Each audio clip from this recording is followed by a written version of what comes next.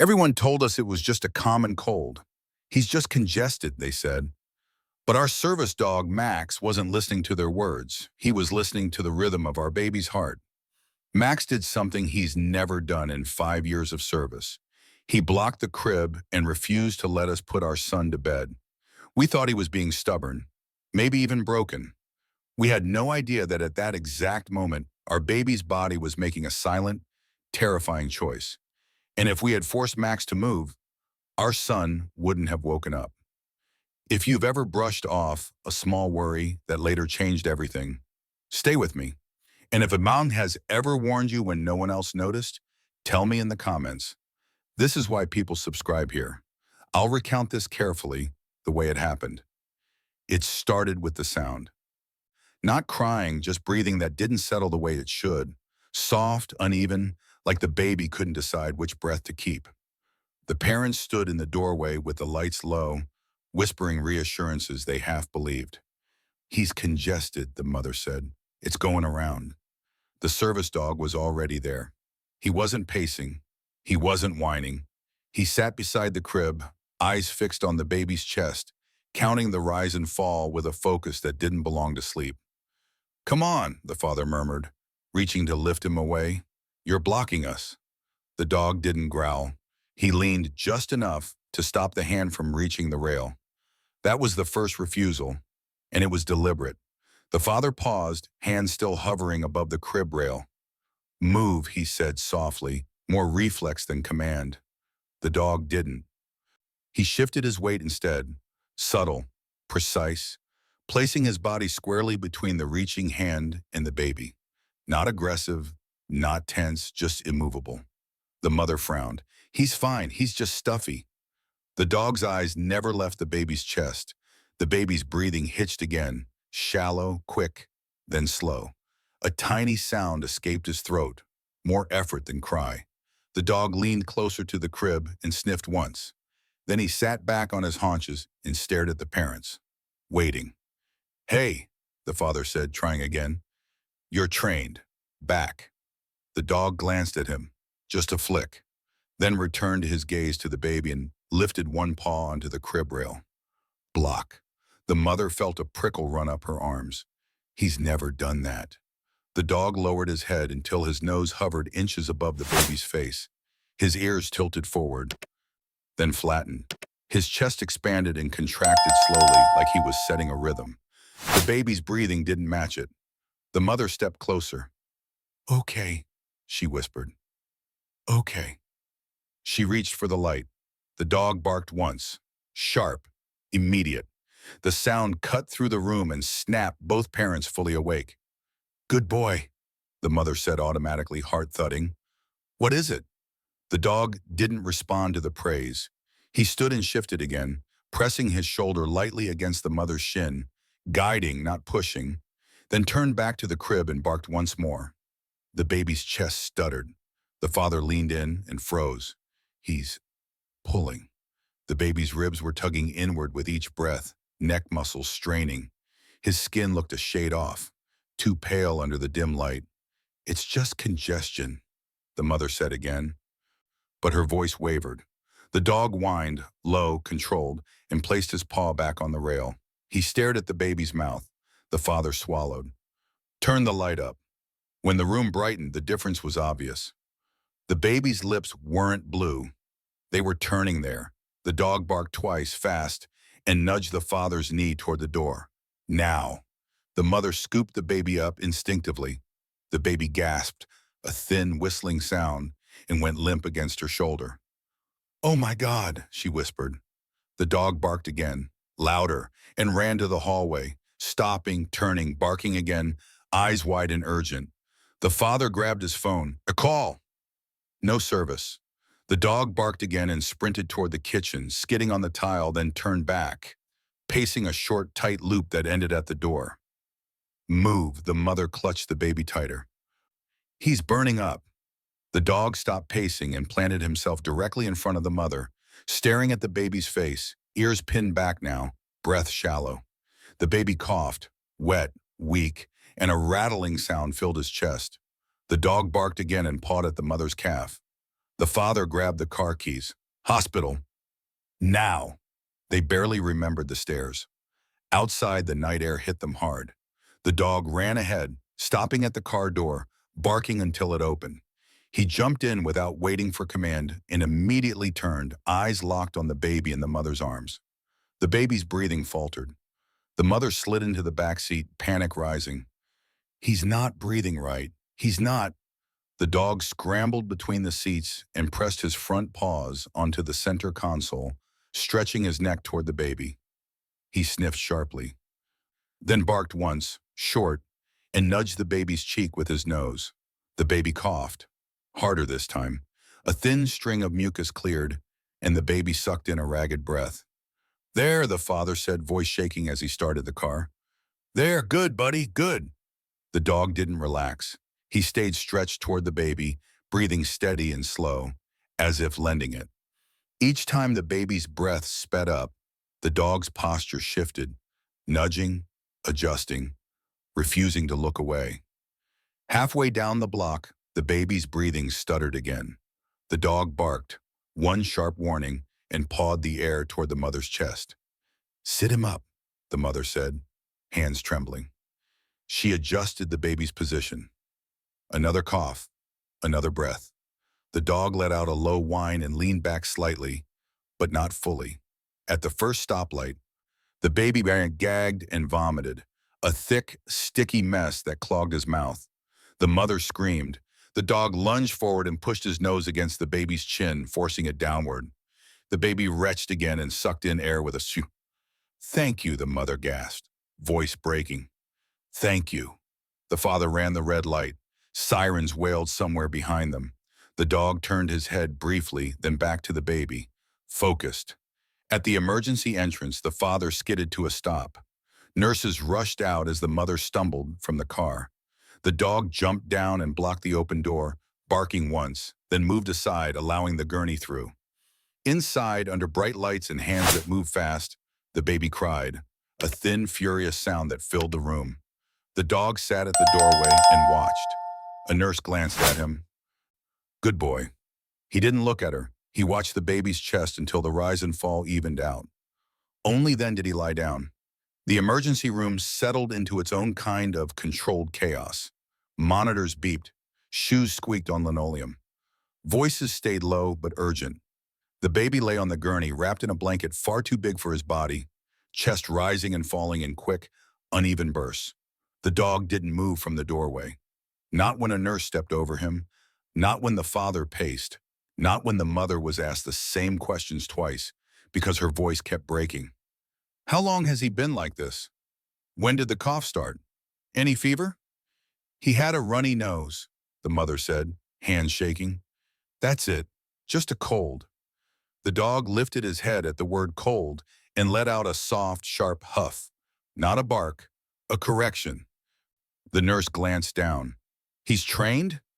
Yes, the father said quickly. Service dog. The nurse nodded and kept moving. A respiratory therapist arrived with equipment, moving fast now. The baby whimpered and then went quiet again. Too quiet. The dog stood. Every muscle tightened. He stepped fully into the room and positioned himself at the foot of the gurney, blocking the space between the baby and the doorway. Not aggressive, just present, like a line that couldn't be crossed. Sir, a doctor said gently, your dog can't be in here. The father opened his mouth to respond, but the dog barked first. One bark, flat, urgent. The baby's oxygen monitor dipped. The sound cut through the room. Hold on, the doctor said immediately. What just happened? The dog barked again and moved closer to the baby's side, nose inches from the blanket. He inhaled sharply, then lifted his head and barked again, louder this time. The baby's breathing stuttered. The doctor swore under his breath. Get suction. Now. A nurse rushed in. The dog didn't move even as hands reached over him. He stayed anchored, eyes locked on the baby's face, ears tuned to every sound. The mother clutched the father's arm. He knows. He keeps knowing. The father nodded, throat tight. Yeah. Suction cleared more mucus from the baby's airway. The baby gasped, then cried, a sharp, angry sound that filled the room. The dog sat down hard, Relief, but not release. The doctor looked at the monitor, then at the dog. He alerted before the numbers dropped. The nurse glanced back. Twice now. The dog leaned forward and rested his chin on the edge of the gurney, eyes soft but focused, breathing slow. The doctor straightened. We're admitting him. He's working too hard to breathe. The mother sagged. It was just congestion. The doctor shook his head gently. It's more than that. And it's good you came when you did. The dog's tail thumped once against the floor. As they moved the baby to a room, the dog followed, stopping only when a nurse raised a hand. He sat immediately, waiting, eyes never leaving the baby until the door closed. The parents stood in the hallway, shaken and silent. Good boy, the father whispered, kneeling to press his forehead briefly against the dog's. You saved him. The dog licked his chin once, then turned back toward the closed door. Inside, alarms beeped again. The dog stood instantly and barked, sharp and unmistakable. The nurse opened the door. Wait, what's wrong? The dog barked again and nudged the doorframe with his nose. The nurse glanced at the monitor and stiffened. Doctor! They moved fast again. The parents watched from the hallway as doctors adjusted oxygen, repositioned the baby, worked quickly and efficiently. The baby cried weakly, then settled again. The dog sat, unmoving, ears forward. The doctor came back out a few minutes later. He's having brief drops when he relaxes, she said. We'll keep him monitored closely. The mother wiped her face. If we'd put him to bed. She didn't finish the sentence. The dog leaned against her leg, grounding. Later, when the room finally quieted, the parents were allowed back inside. The baby slept now, chest rising and falling with the help of oxygen tubing, cheeks flushed, but warm. The dog lay down beside the crib they'd rolled in, not sleeping, watching. A nurse smiled softly. He's not leaving, is he? No, the mother said, voice thick. He never does when it matters. Hours passed. The dog didn't move. Every time the baby's breathing changed, even slightly, the dog's ears flicked. When the baby coughed, the dog lifted his head. When the monitor dipped, he shifted his weight. He alerted twice more before dawn. Each time, the staff adjusted something just in time. Each time, the doctor looked at the parents and nodded. By morning, the baby's breathing had evened out. The room felt lighter. The dog finally lay his head down fully and closed his eyes. But only for a moment, because even now he stayed close enough to feel every breath. Morning didn't bring relief the way the parents expected. It brought answers. The pediatric specialist stood at the foot of the crib with a tablet in her hands, voice calm but deliberate. The baby slept fitfully, oxygen tubing still in place, chest rising and falling with effort that no longer looked normal in daylight. The dog sat at the crib's side, still, focused. He didn't have a cold, the doctor said gently. He had early respiratory failure. The mother blinked. From congestion? The doctor shook her head. From exhaustion. His body was choosing which breaths to keep. The father felt his stomach drop. Choosing? The doctor nodded. When babies get this tired, they don't fight to breathe. They conserve. It's not loud. It's not dramatic. It looks like settling. The dog's ears lifted slightly. That's the danger, the doctor continued. Parents think the baby is finally calming down. The mother covered her mouth. He was quiet, she whispered. I thought he was sleeping. The dog leaned forward and rested his chin on the crib rail. He was making a choice, the doctor said, and it was the wrong one. Silence filled the room. The father exhaled shakily. And the dog? The doctor glanced at him. Your dog noticed before the monitors did. He alerted before every drop. The dog didn't move. He was responding to effort, the doctor said. The pattern of breathing, the pauses, the way the baby was timing each breath. The mother's knees weakened. She sat heavily in the chair beside the crib. If we'd put his own... The doctor didn't interrupt. The dog shifted closer to the baby, pressing his body gently against the crib leg, as if reinforcing his place. He would have stopped breathing quietly, the doctor said at last, and you might not have known till it was too late. The mother let out a sound that wasn't quite a pish-pub. The father reached for her hand. He wouldn't let us ignore it. No, the doctor said, he didn't. Later, a nurse adjusted the baby's oxygen and smiled softly at the dog. You're not wrong often, are you? The dog didn't look at her, he watched the baby. The parents sat together, stunned by how close they'd come without realizing it. The room felt smaller now, like all the air had been thinned by truth. The mother brushed a finger along the baby's cheek. I almost told him to move, she whispered. I almost told him he was overreacting. The dog's ears flicked at the word move. He chose for us, the father said quietly. He forced the choice, the mother nodded. Between comfort and safety. Hours passed slowly. The baby stirred and fussed, then settled again. Each time his breathing changed, the dog's head lifted. Each time it evened out, he relaxed by degrees. Not all at once, measured. That afternoon, the doctor returned with test results. He has a viral infection that hit his airway harder than expected, she said. He'll be okay, but the timing mattered. The mother looked up. How much? The doctor met her eyes. Minutes. The dog's tail thumped once. The parents looked at him then, not with gratitude, not with relief, but with something closer to awe. You didn't save him once, the father whispered. You saved him over and over. The dog finally turned his head and looked at him. Just once, then he went back to watching the baby. As night came again, the room dimmed. The baby slept more peacefully now, oxygen reduced, color returning to his cheeks. The dog stayed close, always close. The parents dozed in shifts, waking at the smallest sound. Each time they stirred, the pone was already alert, already listening. At one point, the mother woke to find the dog standing, staring at the baby's chest, ears forward. Her heart raced. What is it?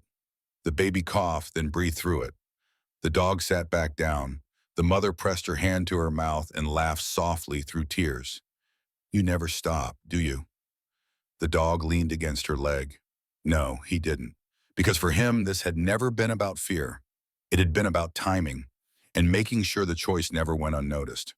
If you're still listening, it's because this stopped being about a cough a long time ago. If a dog has ever protected someone you love when you didn't understand why, tell me in the comments and subscribe, because what comes next is where everything finally slows down.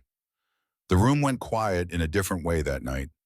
Not the busy quiet of machines and footsteps, but the fragile kind, where every sound feels like it might mean something. The lights were dimmed. The hallway outside had thinned to distant murmurs in soft shoes. The baby slept, really slept. His chest rose and fell without any effort now, oxygen tubing still in place but no longer working as hard. His fingers twitched occasionally, then relaxed. The dog lay beside the crib, not curled, not resting, aligned. His body faced the baby's chest, head lifted just enough to see the rise and fall. Each breath passed through him like it mattered. The parents sat on either side of the crib, exhausted and hollowed out by the day. The mother rested her forehead against the rail, eyes closed. The father leaned back in his chair, hands clasped tightly in his lap. I almost took him back to bed, the mother whispered. I almost said, let him sleep. The dog's ears flicked at the sound of his voice, but his eyes stayed on the baby. The father swallowed. I almost told him to stop. They sat with that truth. No one rushed to soften it. The nurse came in quietly to check vitals. She moved slowly, careful not to disturb the rhythm that had finally settled in the room. He's stabilizing, she said softly. You can breathe. The mother nodded, tears slipping down her cheeks. He made us breathe. The nurse smiled faintly and glanced at the dog. Some of them know before we do. When she left, the room felt smaller again. Just the three of them and the quiet work happening in inches and seconds. The mother reached through the crib rail and rested 2 fingers against the baby's palm. He curled his hand around them weakly, then let go. The dog shifted closer to the crib and laid his chin against the mattress edge. The father leaned forward and rested his elbows on his knees. His voice dropped. You didn't scare us, he said to the dog. You didn't make noise for attention. The dog breathed out slowly. You just refuse, the father continued. You refuse to let us choose comfort. The mother nodded. He made us choose him. The dog's tail thumped once against the floor. That simple sound broke something open. The mother pressed her face into her hands and cried quietly, not from panic now, but from the release of knowing what almost happened. The father stood and wrapped his arms around her, holding her while she shook. The dog stood and moved closer, placing his body against her legs, grounding her the way he had grounded the baby. "I'm sorry," she whispered into the air. "I didn't know." The dog leaned into her, forgiving. Later, when the baby stirred and fussed, the dog stood instantly. The parents froze, but the baby settled again, breathing steady. The dog sat back down, finished. Hours passed like that, small movements, quiet adjustments, the slow return of trust in the baby's body. At dawn, pale light crept through the blinds and touched the crib. The baby opened his eyes briefly, blinked, and closed them again. The dog watched the entire exchange. The mother laughed softly through tears. He's okay." The dog lowered his head for the first time since they'd arrived, just a little. The father knelt and placed a hand on the dog's shoulder. "Thank you," he said, voice breaking. "You saved our son." The dog didn't move. He stayed where he was until the baby's breathing stayed steady for long enough that it felt safe to trust it. Only then did he lie down fully. Only then did he rest. Morning came gently, not with alarms or hurried footsteps, just pale light spilling through the blinds and the soft, steady sound of breathing that finally didn't need watching. The baby slept on, deeply. His chest rose and fell in an easy rhythm now, oxygen tubing removed during the early hours when no one was looking. His color had returned. His hands were warm again. The dog was the last one to accept it. He lay on the floor beside the crib, head down but eyes half open, ears still tuned to the smallest change. Even now he stayed close enough that the sound of each breath reached him first. The nurse came in quietly and smiled. "Looks like we're past the worst." The mother let out a breath she'd been holding since the night before. "Really?" "Yes," the nurse said. "He chose to keep breathing." The father glanced at the dog. "He didn't choose alone." The nurse nodded. "No, he didn't." A doctor stopped by later to explain discharge plans. The words felt unreal. Home, rest, monitoring. The mother listened carefully, nodding, asking questions, but her eyes kept drifting back to the crib, to the dog. "You did the right thing," the doctor said gently. "You didn't wait." The mother shook her head. "We almost did." "But you didn't," the doctor replied. "Because he wouldn't let you." The dog's tail thumped once against the floor. When the room finally emptied, the parents sat together in the quiet. The father rested his head against the wall. The mother reached down and stroked the dog's fur slowly, deliberately, like she was anchoring herself to something real. "I kept thinking he was being dramatic," she said softly. "I kept telling myself it was nothing." The father nodded. "I wanted him to be wrong." The dog shifted closer and pressed his side against her leg. "He didn't scare us," she continued. "He didn't panic us." "No," the father said. "He blocked us." They both laughed softly at that, an exhausted and fragile sound. Later, as they packed up, the baby stirred and made a small sound. Both parents froze. The dog lifted his head, listened, then lowered it again. Clear. The mother's eyes filled. "I don't think I'll ever hear breathing the same way again." The father nodded. "Me neither." They carried the baby out of the hospital wrapped in a blanket that smelled faintly of disinfectant and hope. The sun felt too bright. The world felt too normal. The dog walked beside them. Not alert, not tense. Finished. At home, they settled the baby into the crib under the soft afternoon light. He yawned, stretched, and fell back asleep like nothing had happened. The dog lay down beside the crib and closed his eyes fully this time. For real. The mother watched him for a long moment, then whispered, "You knew before we did." The dog didn't open his eyes, but his tail moved once. That night, the parents sat on the couch and listened to their child sleep. Every sound still made them glance up, but the fear had shifted. It wasn't panic now, it was respect. Respect for how quiet danger can be, and how loud love doesn't have to be. The mother reached over and rested her hand on the dog's back. "Thank you," she said simply. The dog sighed and leaned into the touch. Later, when the house finally went still, the father stood in the doorway of the nursery and watched the scene one more time. Baby sleeping, dog watching. He swallowed hard. "You chose for us," he whispered, "when we didn't know how." The dog lifted his head just long enough to look at him. Then he lay it back down. The choice had been made. The baby slept. If this story stayed with you, if it made you rethink the quiet moments, subscribe so warnings like this don't get ignored. And tell me in the comments, would you have noticed the difference? They thought the baby had a cold, but the dog knew it was a choice and refused to let it be the wrong one.